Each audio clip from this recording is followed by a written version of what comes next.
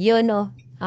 Nako'y nabasa nga comment dito sa akong gipagawas na video tong about sa Panabo City. So, no, basa na po ni siya kani nga comment. Kani. Sige, atong aton, tara.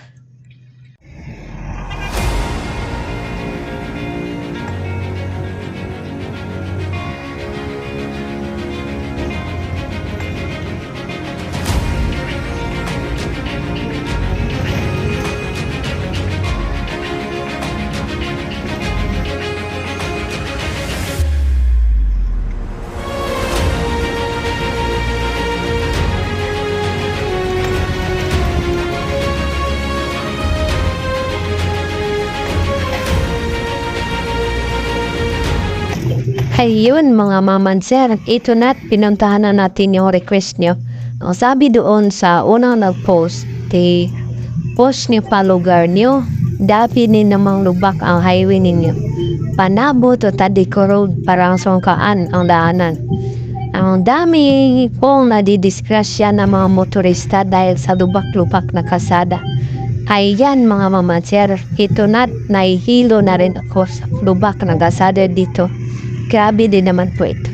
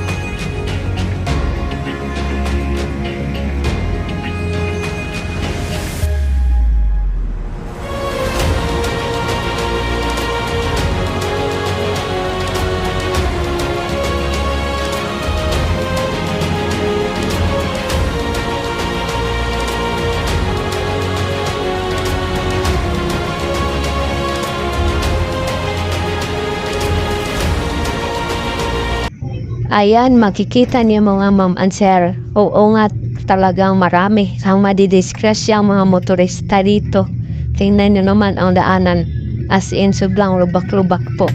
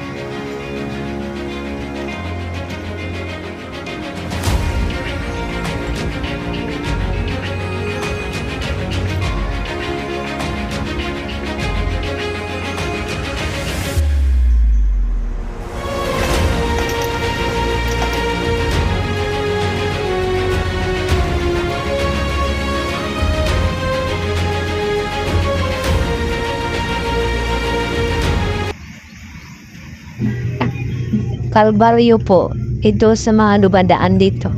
Siya nga po pala po, Panabo to Tadico Road po ito, mga ma'am and sir. Sana naman maayos na itong daanan dito. May mga nakikita po kaming mga maayos pang kasada, pero pinagsisira na at aayusin ang kasada.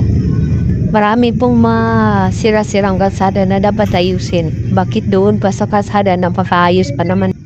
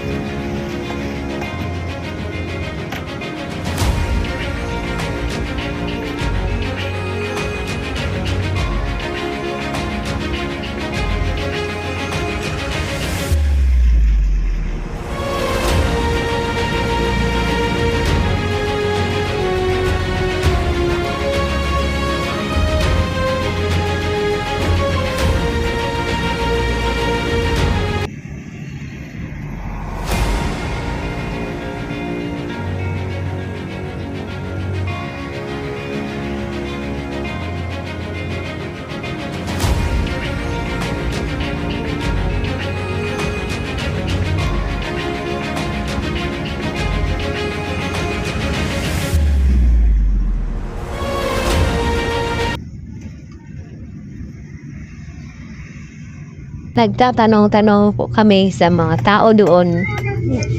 Sabi, matagal daw po itong sirang kalsada nilang dinadaanan. Sabi pa ng iba, baka po pinapatubo pa sa bangko ang nakalaang budget dito. Uy, wag naman ganon kasi pera po ng taong bayan yan.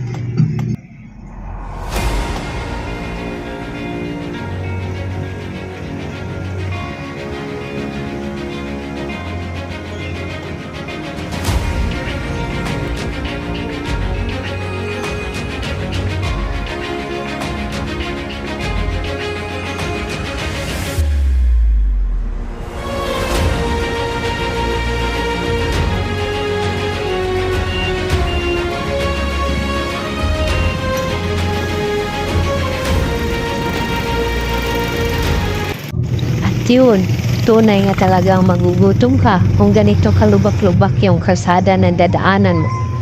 Tayo'y kakain dito sa Victoria's Barbacoa, masarap at malapot sa bahaw ng barbacoa nito.